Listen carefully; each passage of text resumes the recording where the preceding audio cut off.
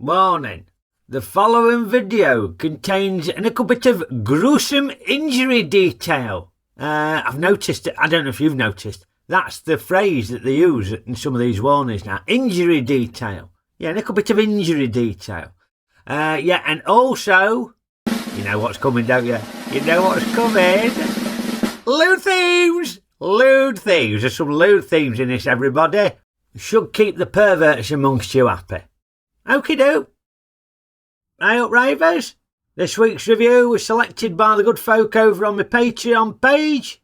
I asked them for Kings and Queens themed suggestions, and yeah, we had a range of stuff. Lots of King Arthur stuff on there. And sure enough, the rotating review randomizer selected Excalibur.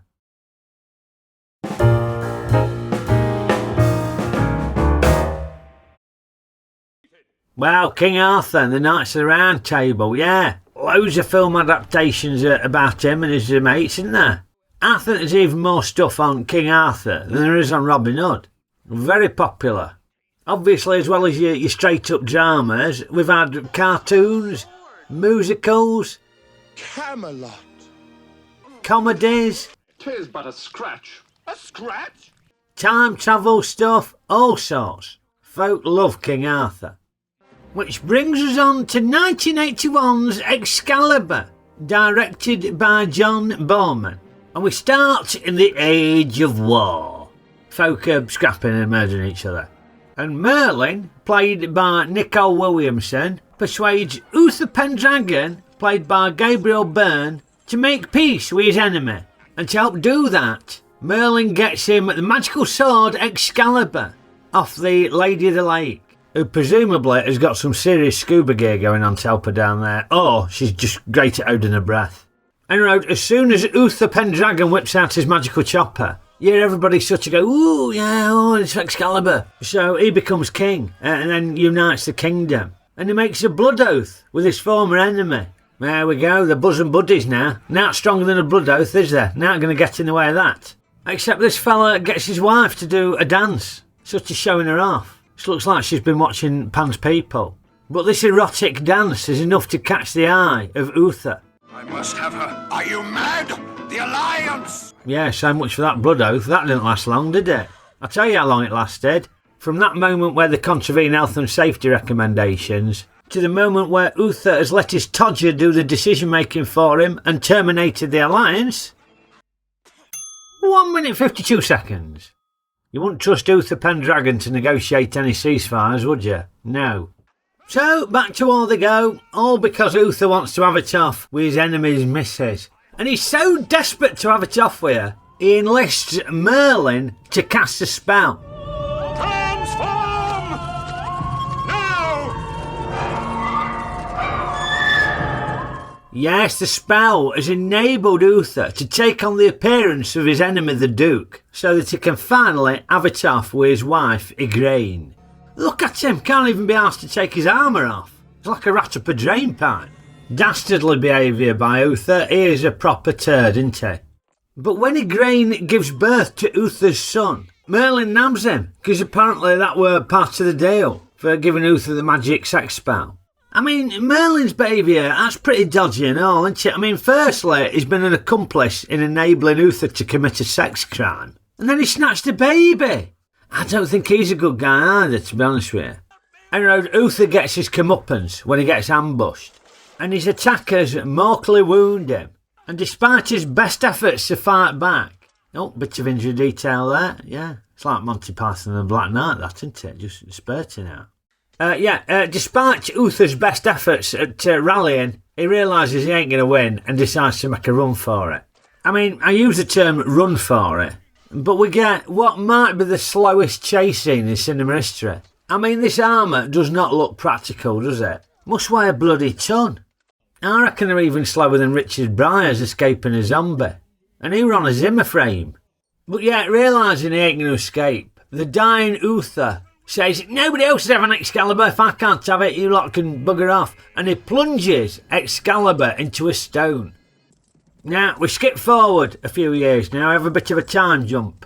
And Arthur, he's grown up. And it looks like he's been adopted by Hyacinth Bouquet's husband from Keeping Up Appearances. Presumably Merlin didn't fancy dealing with all the shitty nappies and just offloaded him. But yeah, it looks a bit gormless, does Arthur. He's got a bit of the Frank Spencer about him, I reckon. And it looks like Hector Bouquet and Arthur and Hector's other son Kay are off to a joust. And evidently the winner of this joust gets to try their hand at pulling Excalibur out of the stone and becoming King of England. Now this is why you sign up somebody like Shakespearean actor Patrick Stewart, because he has to demonstrate some superb mime skills when he attempts to pull the sword out of the stone. Yeah, he has to do a bit of Marcel Marceau here, doesn't he, to make it look like it's impossible. I reckon the director said, make it look like you're constipated, and that's given the effect they're looking for. And we all know the legend, don't we? Arthur, he's the one who pulls the sword out at stone. And he does it when nobody's looking and goes, oh, look, that were easy. And then when folk realise, his dad makes him put the sword back in the stone, as if he shouldn't have done it. And another knight comes along to pretend that he's constipated and try and pull the sword out at stone. But he can't do it. And everybody's saying Arthur should have another go. Let the boy try. Let the boy try. Let the boy try. The boy. He's 37. And he wrote, sure enough, he whips the magic chopper out and brandishes it above his head because he is now King Arthur, King of the Britons.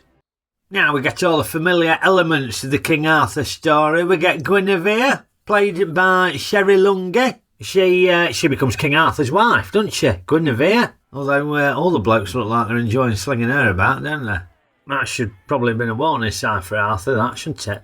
Anyway, he forms his Knights of the Round Table, doesn't he? Including perhaps the most famous knight of all, Sir Camelot. And they successfully unite the kingdom and bring peace across the land. But it's short-lived, isn't it? Guinevere ends up having it off with Sir Camelot. Now, interestingly, they're having it off al fresco. And he ain't kept his armour on, like we saw with Uther earlier. But I'm not sure I'd want to be in the woods completely starkers. You'd have all sorts of creepy crawlies climbing up your bum. I'd have kept my armour on if I were him.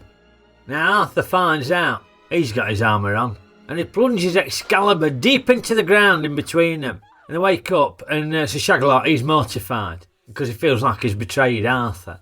And he just runs off into the woods completely nude. I mean, it's one extreme to another with these knights. If they ain't running around stark bollock naked, they're wearing the full armour to do everything. If they're having a meal, they keep their armour on. If they're getting married, they keep their armour on. If they're having it off, they keep their armour on. Unless you're out in the woods, in which case stark bollock naked is the way to go. Must take them ages to go for a dump. Because you've said they look very slow and cumbersome, these suits of armour. When you watch them scrapping, they're very sluggish. I reckon the costume designers spent a lot of money on these and they thought, right, well, we're going to get our money's worth out of them. Make sure they're wearing them every bloody scene. But from a viewer's point of view, they all look the bloody same, especially when they're having a scrap. You don't know who's who. I'm used to watching King Arthur films where they've got the livery, I believe it's called. There's different coloured robes on top of the armour, so you can identify folk. Why they didn't do that in this, I don't know. Well, don't get me wrong, they do look good. They do look good. Especially when they're riding out to the Old Spice music.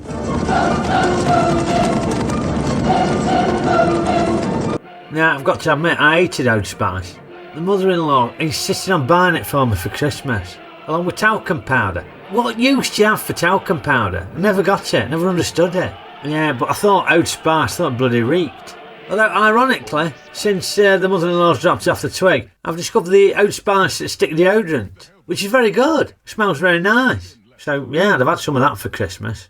Anyway, where was I? Oh, yeah, King Arthur, yeah. Well, as if it weren't bad enough that his missus were having it away with Sir Camelot, his evil half-sister, Morgana, played by Ellen Mirren, she casts a sex spell on him and pretends she's Guinevere and has it off with him and gets up the duff. I mean, you can't do that with your half-brother, can you? It's illegal, isn't it? This is a very dodgy, dysfunctional family that King Arthur's part of, I tell you. And Morgana and Arthur's son, Mordred, he obviously takes after his mum. He's a wrong and all. Played by the bloke who Guy Gisborne in Robin of Sherwood. Basically, he's the same character, just a shit. Interesting that the costume designers have decided to give his suit of armour some nipples. And he wants to become king, so he wants to fight Arthur and his mates in battle. Where are they? Listen!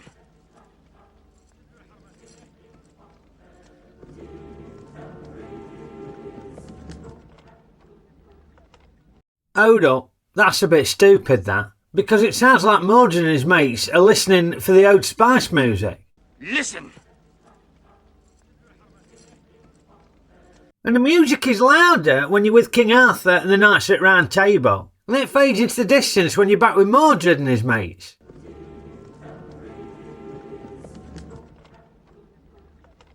So the implication there, presumably, is that King Arthur has bought a ghetto blaster with it, playing his Old Spice soundtrack to herald his arrival on the battlefield.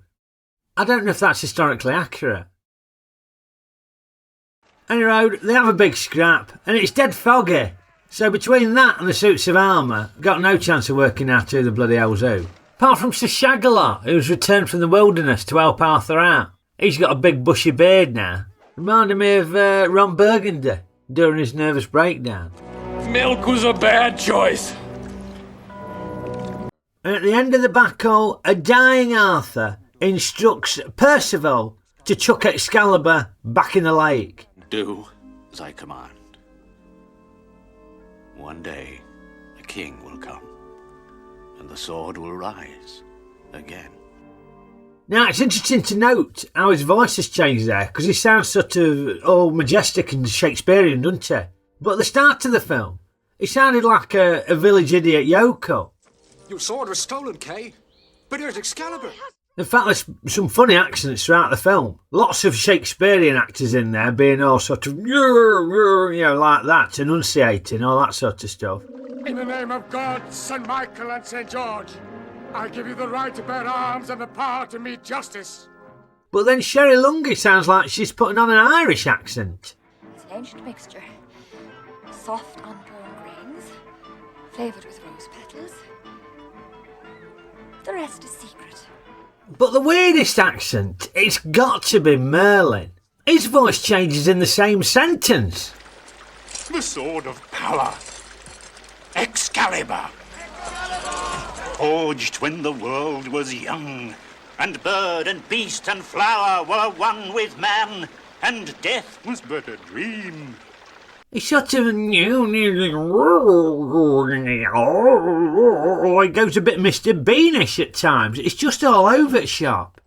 But a king should be afraid, Arthur, always, of the enemy, waiting everywhere, in the corridors of his castle, on the deer paths of his forest, Or in a more tangled forest.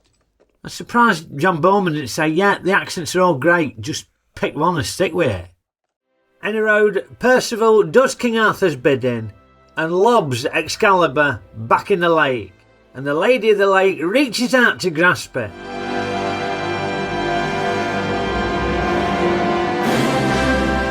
Bloody good job she caught it handle first. Could have chopped all her fingers off. Okeydoo, on to Ray's ratings. Well, yeah, fantasy film, open for a bit of action, a bit of daring do. So, yeah, open for a 3-star film. Now, what does it get? Well, yeah, we're tricky this one. Look great, very stylish, some nice scenery at times and all. Lots of good actors in it. Yeah, there were some good bits in it. But, yeah, it got boring as well. It's weird because quite a lot happened in it, but it felt like naught happened in it. I don't know. Yeah, maybe I just weren't in the right mood to watch it. I don't know. But yeah, it weren't crap. Thought there could have been a bit more imaginative with the costumes, certainly. It would have made my life a lot easier if you'd been able to distinguish between the different knights, especially when they were scrapping. Couldn't work out who were who. I'm rating Excalibur 2.5-star, 3-star film. Part of me thinks it's a 2, but I don't know. Felt better than a 2, but ultimately weren't what I was expecting.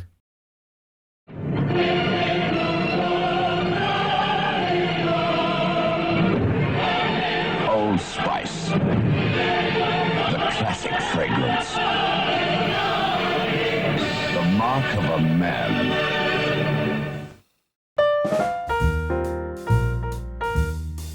Well, I hope you enjoyed my review of Excalibur Rayvers, and if you did, poke the old like button for me. Give it a good old poke. Maybe use Excalibur to poke it, assuming you can grab it off the Lady of the Lake. And remember to share, rate reviews with your mates, and subscribe to the channel if you ain't already a subscriber. Very much appreciated. And why not become a Ratron or a Ratron and join us over on Patreon, where you can submit your suggestions for reviews, enjoy monthly podcasts, regular brain teasers, and the full Ratrons get a horse in the annual race night tournament. Get yourself involved with that. One of these sporting events of the year, definitely. I'll pop a link in the description below. Come and join us. Deadline for race tournament entry is the end of September, so you got a little bit of time, but time flies, time flies. And copyright box permitting, I'll be back with another review for you very soon. So I will see you next time. Okeydoo!